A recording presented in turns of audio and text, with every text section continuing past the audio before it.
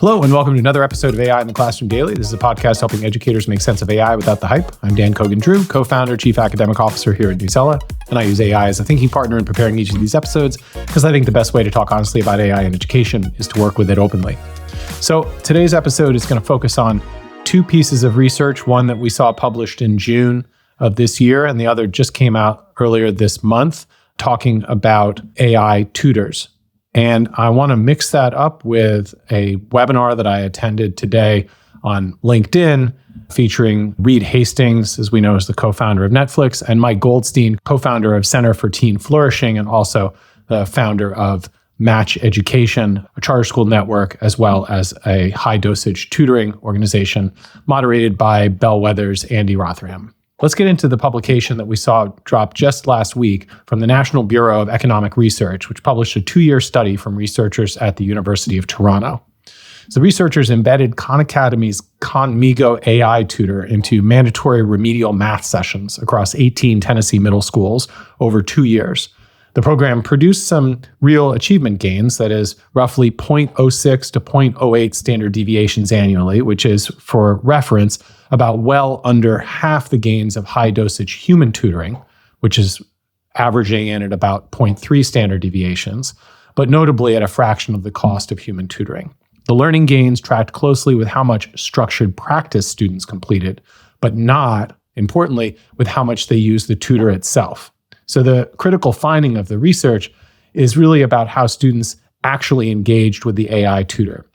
Nearly all students tried Khanmigo at least once, but the usage was minimal. The median student sent no messages on 2/3 of the days they practiced and messaged the tutor in only 17% of exercise sessions when they made a mistake. When students did message, most of them were sending bare answers or just clicking suggested prompts rather than articulating mathematical questions or reasoning as the tool is really designed. The achievement gains came from structured, individually targeted practice, that is, not from the conversational tutoring, which rarely happened even though the tutor was free, available, and embedded in the supervised time. What the study is exposing, I think, is a design constraint rather than a technology constraint. Students remain largely disengaged, I'd say, from the dialogue, despite the conditions that were designed to remove typical barriers to access. Improving engagement, according to the researchers, will require addressing behavioral factors, motivation, effort, aversion, confidence, and not just technological improvements. So for districts, the takeaway from the research is that structured adaptive practice within existing remedial blocks produces real learning at a minimal cost. But the larger question of what AI tutoring might become really depends on whether the designers can solve what they're calling the engagement margin, that is, getting students to actually initiate dialogue with the tutor in the first place. Let's move on to the second study, and then I'm going to come back and frame both of these studies in light of some remarks in today's webinar, which I think are revealing. The second study, just to revisit something we've already discussed briefly in an earlier episode, came out in June, and this was from researchers at Stanford. They were reporting on findings from 2 randomized trials. Students who were assigned a human tutor used an AI literacy platform more than students who were left to work independently. In this case, however, the gains were minimal. Even when tutors provided relationship-building support, students accumulated less than 2 additional hours of platform use over the entire intervention period. But most importantly, the increased usage levels did not translate into measurable improvements in reading achievement. So the findings are challenging an assumption that you can pair human support with AI tools, and that will lead to better outcomes. Turns out that access to an AI tutor proved insufficient to drive engagement. Most students used the platform for only a small fraction of the intervention, and many never engaged with it at all. Importantly, usage patterns also reflected significant equity gaps, that is, higher achieving students and those without special education services were more likely to use the tool, while the struggling students were less likely to use it. The pattern suggests that AI tutoring tools without intentional designer support may actually reinforce rather than reduce existing achievement gaps. That's a summary of those 2 studies, but I want to talk briefly about something that we heard today in the webinar on LinkedIn. And that was a comment from Mike Goldstein. So just to give some context, Mike Goldstein knows tutoring, knows human high-dosage tutoring extremely well. He founded Match Education, this is a charter school network, and a large-scale high-dosage tutoring operation. And in the conversation, he was asked, what makes the best human tutors effective? And he had a few things to say, which I think are relevant to this research.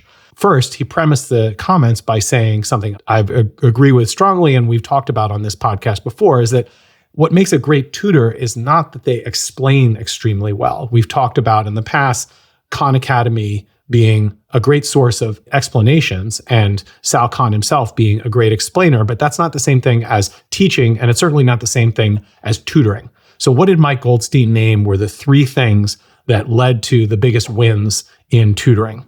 First, the best tutors get the student to reveal their partial understanding, which helps the tutor understand where they're stuck and exactly what kind of intervention, instructional intervention, would help in that moment.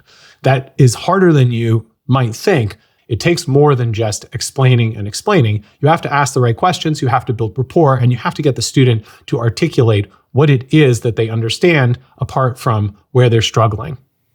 Second, they notice when the student is losing steam and they adjust instruction and tutoring accordingly. They don't just keep going in the face of a student who's falling asleep, who's obviously disengaged, who may be having a difficult day for some other reason.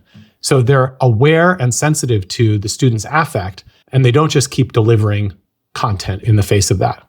And third, the best tutors earn authentic respect from the student. That is, the student feels compelled, motivated to want to learn because of the relationship they have with the tutor. It's not that the tutor could be substituted for anyone else, that the tutor is just an abstract entity. There's a relationship there, and the relationship is motivational.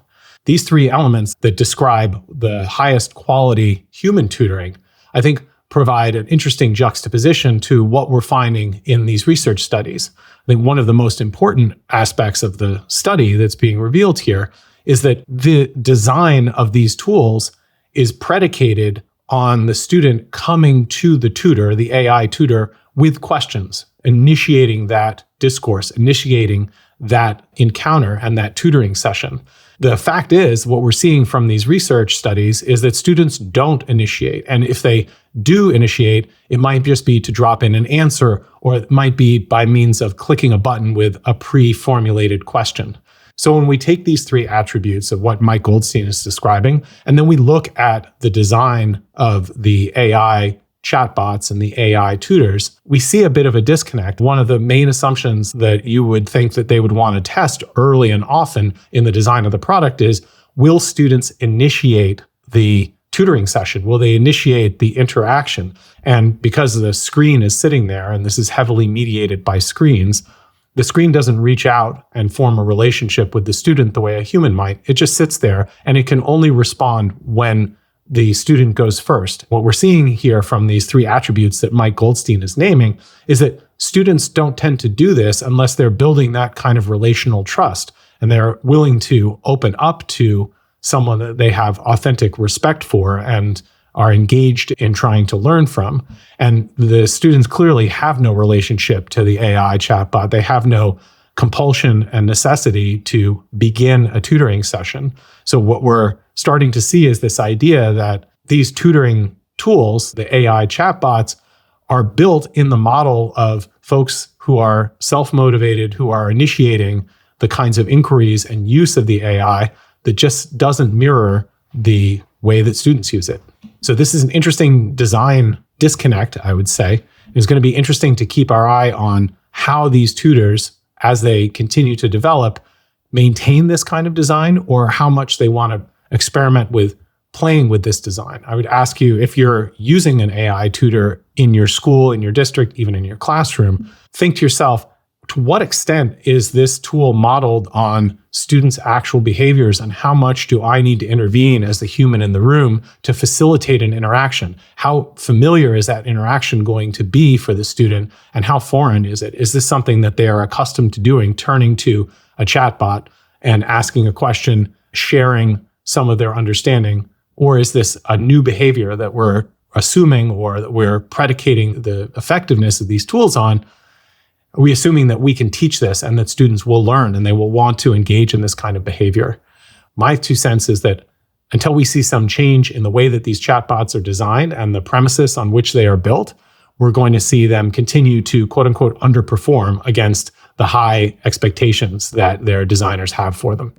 So we'd love to know your thoughts, your comments, your experience with chatbots, and what do you make of Mike Goldstein's 3 principles for high quality tutoring? Have you seen this in your own experience in tutoring? And how does it compare to the tutoring AI tools that you've seen?